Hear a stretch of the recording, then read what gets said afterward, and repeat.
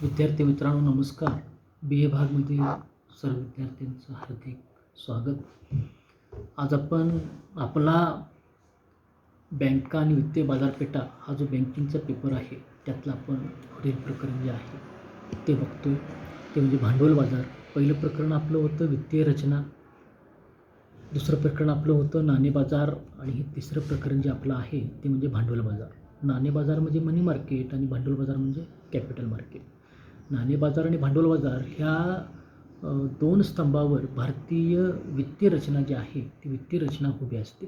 साधारणतः असं म्हटलं जातं की नाणे बाजार हा अल्पकालीन कर्ज पुरवठा करणाऱ्या संस्थांचा समूह संस्था ज्या असतात त्याच्यापासून नाणे बाजार निर्माण होतो आणि भांडवल बाजार म्हणजे मध्यम आणि दीर्घकालीन कर्ज पुरवठा किंवा पतपुरवठा संस्था ज्या असतात त्यांच्यापासून भांडवल बाजार जो आहे तो निर्माण होतो. तर भारतीय भांडवल बाजार जो आहे कॅपिटल मार्केट जे आहे ते आपण या ठिकाणी बघणार आहोत. वित्तीय बाजारात पैशा स्वरूपातील भांडवलाची देवाणघेवाण करण्यासाठी भांडवल बाजार हे अतिशय उपयुक्त असतं.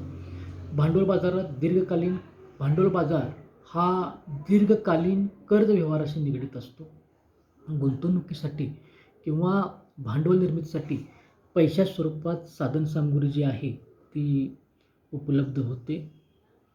त्याचबरोबर भांडवल बाजारात दीर्घ मुदतीच्या पतसाधनाद्वारे किंवा दस्तऐवजाद्वारे पैशा स्वरूपातील साधनसामुग्रीच्या देवघेवीचे व्यवहार या ठिकाणी चालतात.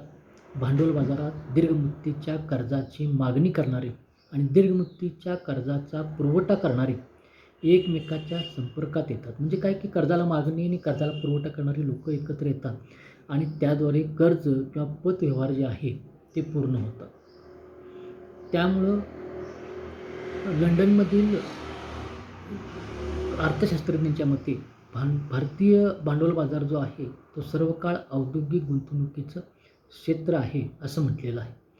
भांडवल बाजाराचा अर्थ भांडवल बाजार म्हणजे दीर्घकालीन गुंतवणुकीसाठी भांडवल उपलब्ध करून देणारा बाजार म्हणजे भांडवल बाजार होय. ह्याच्यामध्ये मध्यम आणि दीर्घ मुदतीचा भांडवली कर्ज देण्याचे किंवा घेण्याच्या सर्व सोयी व संस्थात्मक व्यवस्थांचा समावेश त्यामध्ये असतो. शेती, उद्योग, व्यापार, व्यवसाय इत्यादी क्षेत्रात दीर्घकालीन गुंतवणूक झाल्याशिवाय देशाचा आर्थिक विकास जो आहे तो होत नाही. देशात बचतीमधून भांडवल निर्मिती उभारता येत नाही. त्यामुळं भांडवल बाजारात दीर्घ मुदतीच्या पतसाधनाद्वारे व दस्तऐवजाच्या साहाय्याने पैशा स्वरूपातील साधनसामुग्रीच्या देण्याघेण्याचे व्यवहार भांडवल बाजारामध्ये होत असतात. त्या अनुषंगानं रॉलॅड रॉबिन्सन यांच्या मते इक्विटी शेअर्स, बॉन्ड्स, कर्ज रोखे इत्यादीच्या तारण किंवा अन्य प्रकारे दीर्घ मुदतीच्या कर्जाची देवाणघेवाण करणाऱ्या व त्याबाबतची सोय उपलब्ध करून देणाऱ्या संस्थांचा समूह म्हणजे भांडवल बाजार होय. अशा प्रकारच्या दीर्घ मुदतीच्या कर्जाचा पुरवठा बँका, कंपन्या, विमा कंपन्या, ट्रस्ट, विविध महामंडळ, गुंतवणूक ट्रस्ट, विश्वास संस्था इत्यादीकडून होत असतो.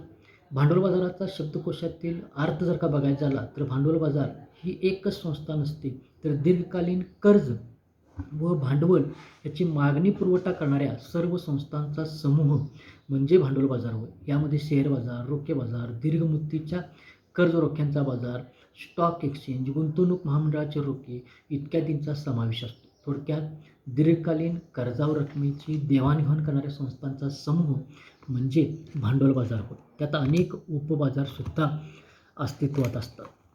भांडवल बाजाराची जर का व्याख्या बघायची झाली तर विभिन्न दीर्घकालीन औद्योगिक रोख्यांची व प्रतिभूतींची मागणी आणि पुरवठा यांची निर्मिती व स्थिरीकरण म्हणजे भांडवल बाजार होय.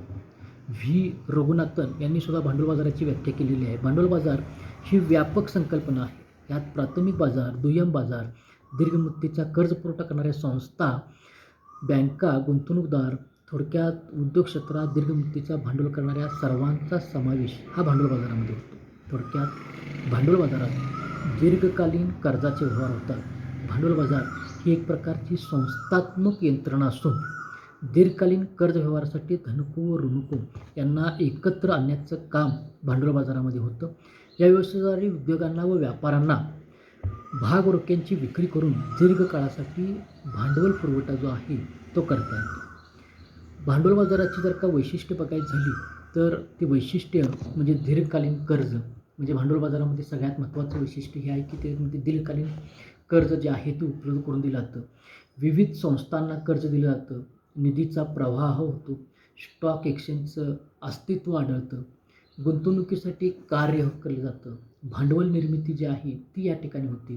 निकोप अर्थव्यवस्थेचं लक्षण आढळतं आणि विभिन्न भांडवल उभारणी जी आहे ती भांडवल बाजारामध्ये येते. म्हणजे भांडवल बाजाराचा अर्थ, व्याख्या आणि जर का वैशिष्ट्य बघायची झाली तर भांडवल बाजारामध्ये दीर्घकालीन कर्जपुरवठा करणाऱ्या ज्या संस्था असतात त्यांचं अस्तित्व हे या भांडवल बाजारामध्ये आपल्याला आढळून येतं आणि त्याच्यावरच भांडवल बाजाराची वैशिष्ट्ये जी आहेत ती वैशिष्ट्य आपल्याला आढळून येतं. तर अशा पद्धतीनं भांडवल बाजाराची आपण व्याख्या आणि वैशिष्ट्य जे आहेत ती बघू शकतो. धन्यवाद.